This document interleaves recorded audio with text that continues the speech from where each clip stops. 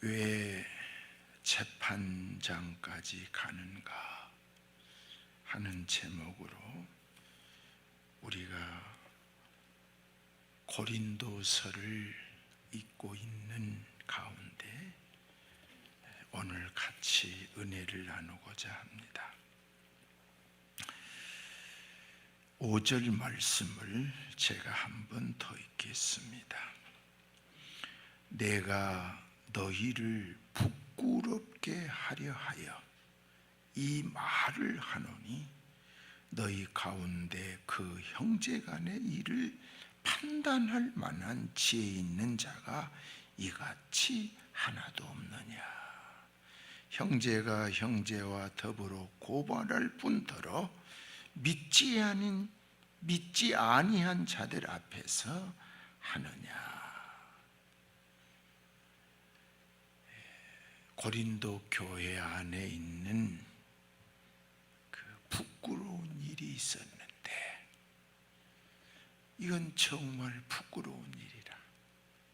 그래서 고린도 교회에게 보낸 편지에서 정말 교회가 이렇게 부끄러운 행동을 해야 쓰겠느냐, 이런 부끄러운 일을 하지 말자 하는 의미에서 이 편지를 성령님께서 바울사도를 통해서 보냈습니다. 그 부끄러운 일이 뭐냐?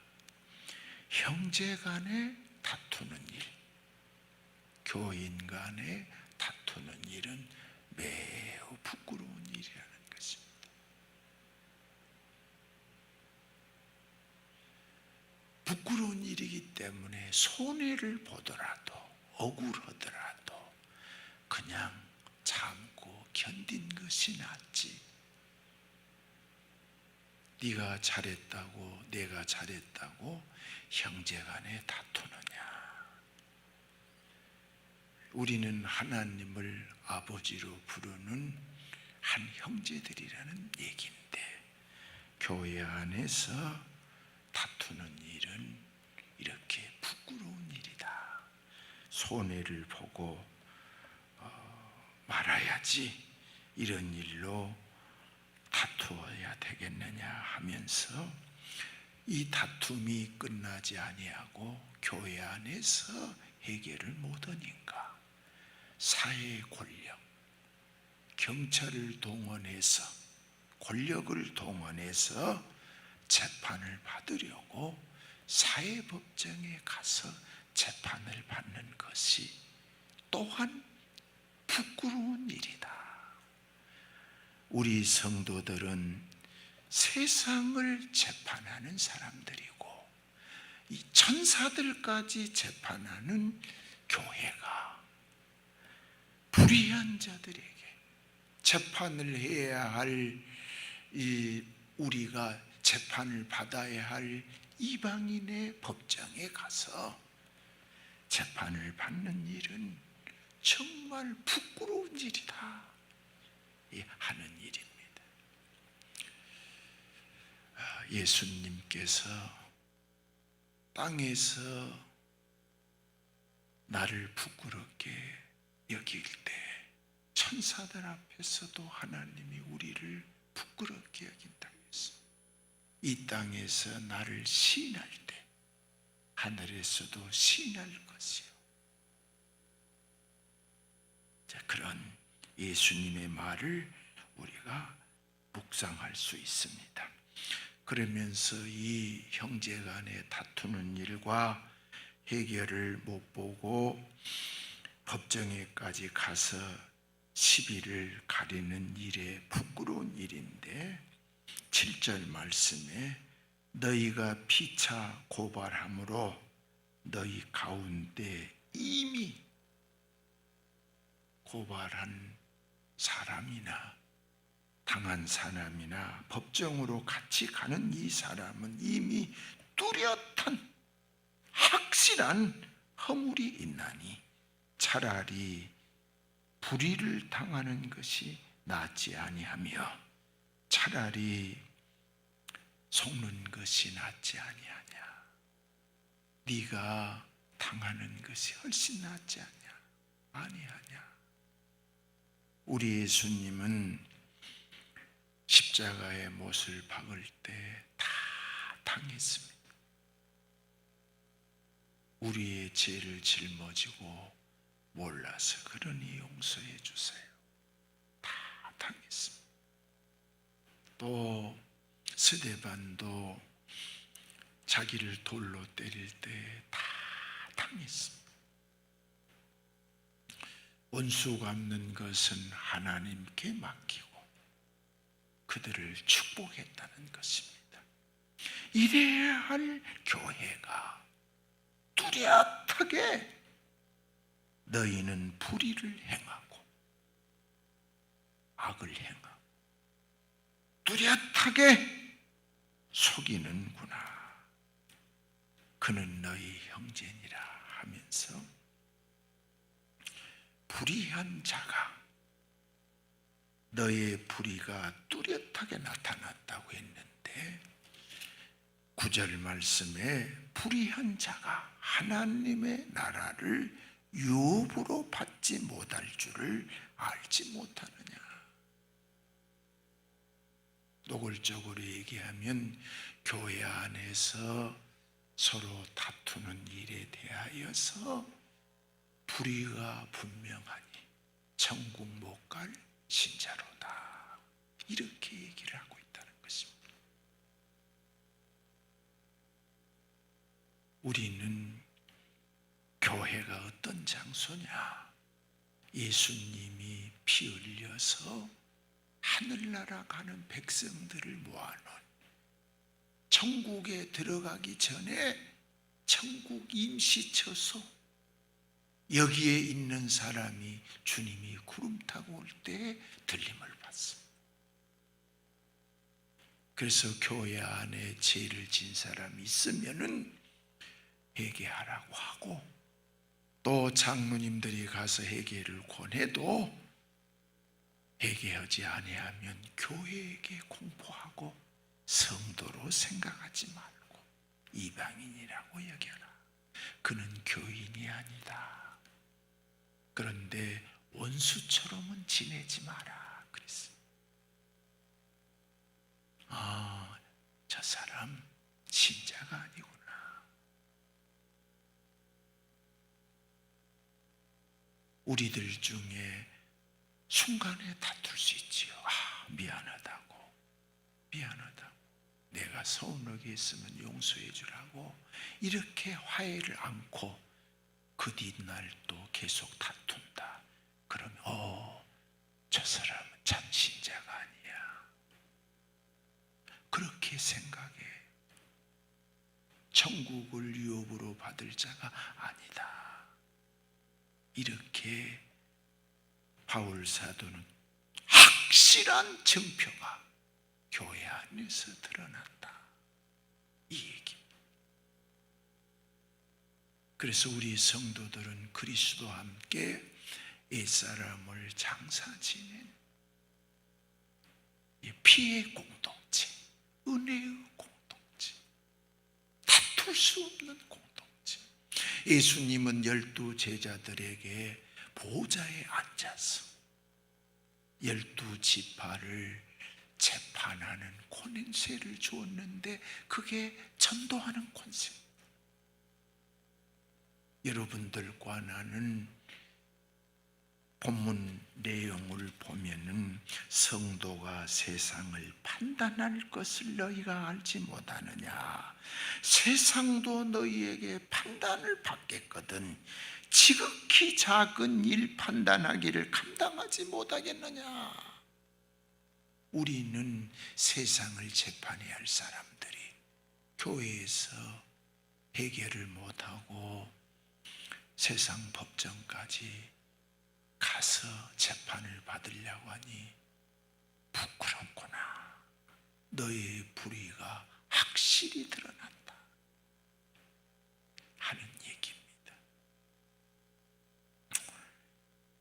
오늘 장로님으로부터 카톡에 좋은 글이 하나가 보내져서 제가 소개합니다. 미국에서 실질적으로 있는 일인데, 이제 말 타고 다니는 시절에 남편을 잃고 홀어머니가 형제를 주 안에서 잘 기르고 있는데, 이 두 형제가 이제 전쟁놀이, 할 수 없는 놀이를 하고 있는데, 마침 그때에 그 동네 유지가 말을 타고 지나가다가 그 쏘는 화살에 말이 눈에 맞아가지고 놀래가지고 절벽으로 이렇게 달렸어. 이렇게 굴러 떨어져서 말도 죽고 동네 유지도 죽었어. 그래서 이제 재판을, 살인, 이제 죽는 사건이 일어나서 이 화를 누가 쐈느냐, 동생이 쐈느냐, 형이 쐈느냐 물으니까 동생은 내가 쐈다고 하고 형은 내가 쐈다고 한다. 그래서 아니다, 두 사람 중에 한 사람이 쐈을 것이니 한 사람만 사형을 시키면 된다. 그러니 두 사람 중에 쏜 사람 한 사람만 자수하면은 그 사람만 사형을 시키고 한 사람은 면하게 된다. 그러면 둘 다 죽은데 얼른 얘기해라 해도 아무 얘기를 안 해. 그래서 앉아있는 어머님에게 누가 쌌고서 당신이 지목한 아들을 사형을 시키겠습니다.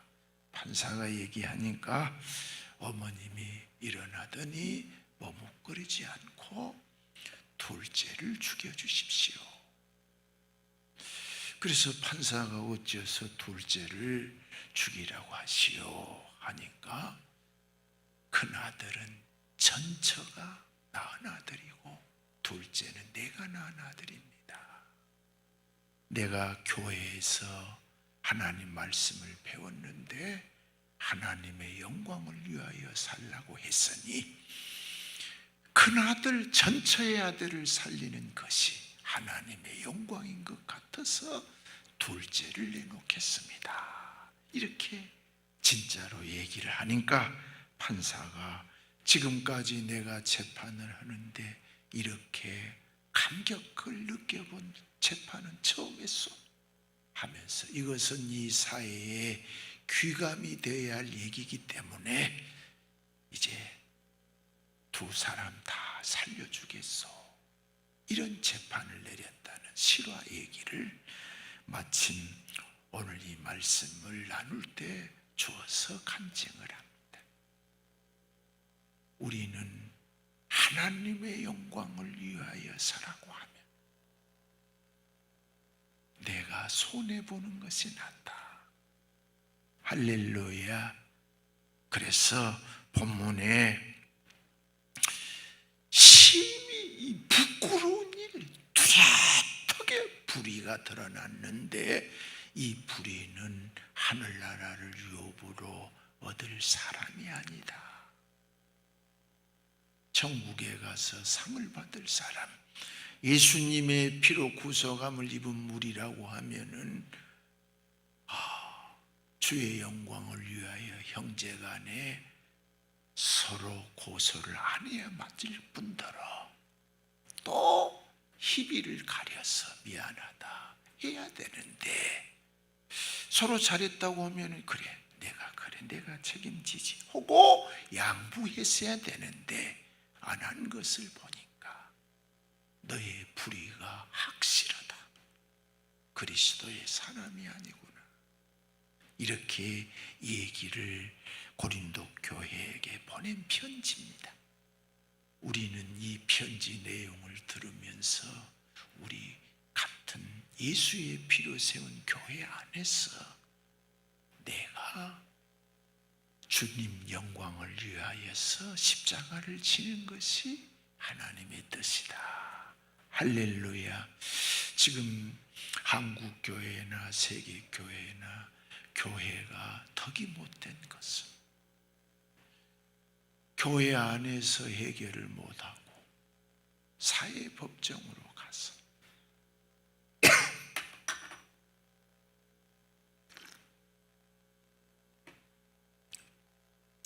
고소를 하고 또 대모를 교인들을 양편으로 나누어 가지고 한다는 거지.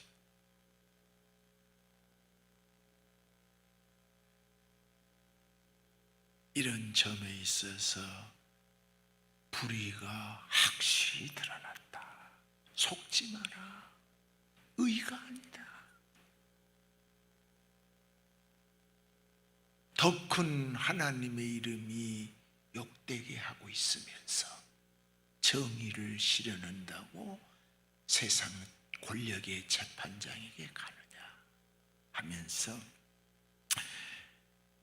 6장 9절과 11절에 이제 교회가 확실하게 내리는 판단에 대하여 기록하고 있습니다. 9절 말씀, 불의한 자가 하나님의 나라를 유업으로 받지 못할 줄을 알지 못하느냐. 미혹을 받지 말라. 음행하는 자나 우상 숭배하는 자나 간음하는 자나 탐색하는 자나 남색하는 자나 도적이나 탐욕을 부리는 자나 술 취한 자나 모욕하는 자나 속여 빼앗는 자들은 하나님의 나라를 유업으로 받지 못하느니라. 이런 자들은 천당 못 가. 교회에서 내린 재판입니다. 이게 확실한데 왜 희비를 못 가르느냐 하는 얘기지. 예수님에게 아버님이 돌아가시면서 재산을 나누지 아니하고 죽은 두 이제 동생이 예수님에게 와서 형님이 유산을 혼자 다 차지해 가지고 나를 안 주니 예수님이 가서 나눠주세요 할 때에 삼가 탐심을 물리쳐라. 그 형이 나쁘구만. 왜 아버지의 재산을 혼자 다 가져서 이렇게 당연히 나와야 되고 당연히 재판을 해줘야 할 시점에서 예수님은 그보다 악한 것이 있다. 너의 탐심이다. 돈에 대하여 욕심이 있구나. 탐심을 물리쳐라. 정의를 떠나서 네 마음에 탐심이 있다.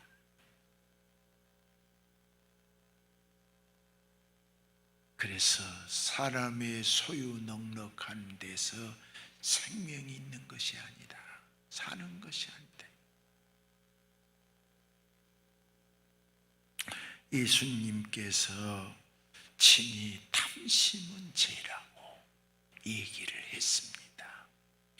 본문에도 탐욕을 부리는 자나 술 취하는 자나 남을 욕하는 사람이나 또 속여서 빼앗는 사람들은 천당 못 갈 사람이라고 재판을 해라.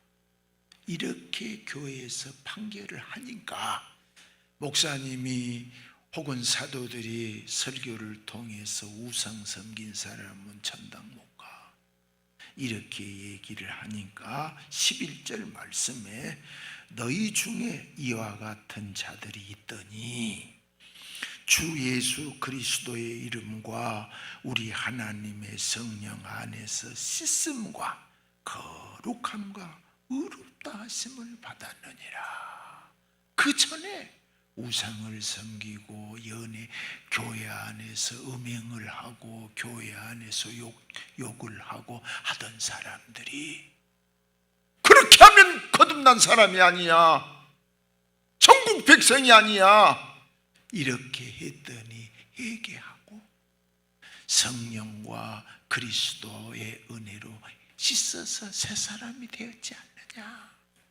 이게 교회의 판결인데 너희들이 이 교회 안에서 이 판결을 쓰지 아니하고 이 말씀 앞에 서로 잘못했다고 회개하지 아니하고 서로 다투고 있으니 너의 불의가 확실하다. 세상을 재판해야 할 판사의 자리에 있어야 할 사람들이 어찌하여 서로 고소를 하느냐. 우리가 웃으면서 서울대 의사도 암에 돌아가셨다. 아이 판사도 고발당했다 하대. 이런 얘기가 얼마나 부끄러운 얘기입니까? 우리 성도들은 같이 해봅시다. 우리들은 재판장이다. 재판장은 법을 알아야지요. 그래서 이렇게 하면 지옥 간다는 것을 알아요.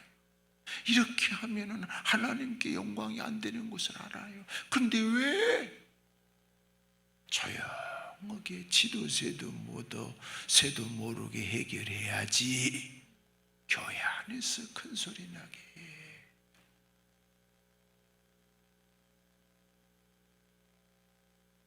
하나님께서 우리에게 내리는 축복은 용서입니다. 우리는 남을 판단하기 전에 나를 제일 먼저 나를 판단해.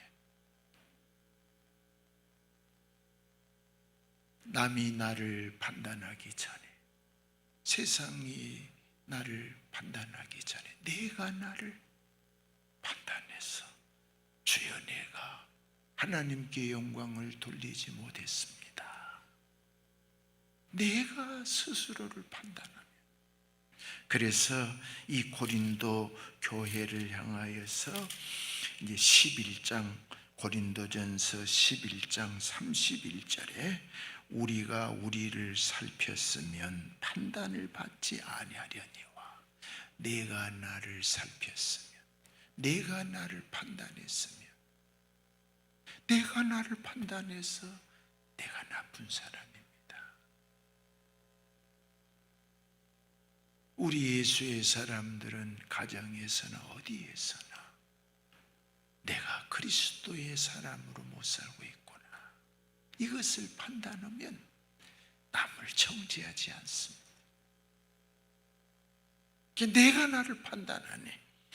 그래서 이 고린도 교회를 향하여 바울 사도는 고린도전서 15장에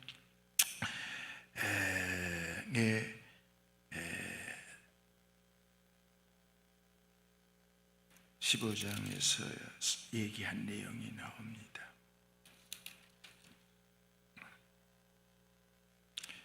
고린도 교회를 향하여서 내가 자랑할 것이다. 31절, 15장 31절. 이 고린도서 안에 있는 내용이라 다 연관된 내용이기 때문에 같이 읽어보겠습니다. 형제들아, 내가 그리스도 예수 우리 주 안에서 가진 바 너희에 대한 나의 자랑을 두고 단연하노니 나는 날마다 죽노라. 내가 중앙교회에서 너희들 앞에서 내가 자랑할 것 하나 있다. 장로님이, 권사님이, 집사님이 뭔 얘기를 하더라도 내가 한 번이라도 큰 소리 한 일이 있디. 중앙교회에서, 고린도교회에서 내 자랑은 날마다 내가 죽는 것이다. 단연코 자랑할 수 있다. 그런데 고린도 교회 안에서는 이 그리스도 안에서 스스로 판단을 하여서 회개해야 되는데 스스로 자기를 안 판단할 뿐만 아니라 잘했다고 세상 권력에게 심판을 요청하고 있으니 너의 불의가 분명히 드러났다. 너는 크리스찬이 아니다. 그래서 이것은 심히 부끄러운 일이다. 이런 일을 교회에서 하지 마라. 이 하는 얘기라. 그래서 내가 나를 판단하면 하나님에게 매를 맞는 것하고 같으니 이는 세상 사람과 더불어서 죄인으로 정죄받지 않게 하려 함이라. 그랬습니다. 다윗이 하나님의 성전을 세우려고 할 때 큰 복을 받았어요. 생각만 하고도 복을 받았어요.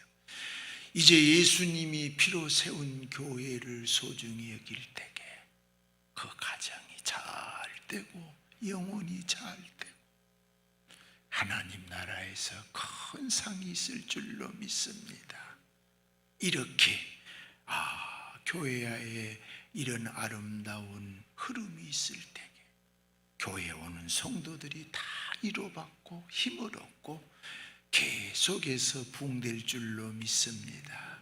우리 다 같이 하나님, 우리들이 재판장으로서 세상을 판단해야 할 우리가 내 자신을 살피지 못하여 교회에 누가 되거나 하나님께 영광되지 못한 일이 없도록 하나님 내 자신을 살펴서 교회 안에서 항상 주에게 영광이 되게 하시고 또 이와 같이 이제 우리 교회가 항상 평강이 넘치게 해 주시옵소서. 기도하겠습니다. 할렐루야.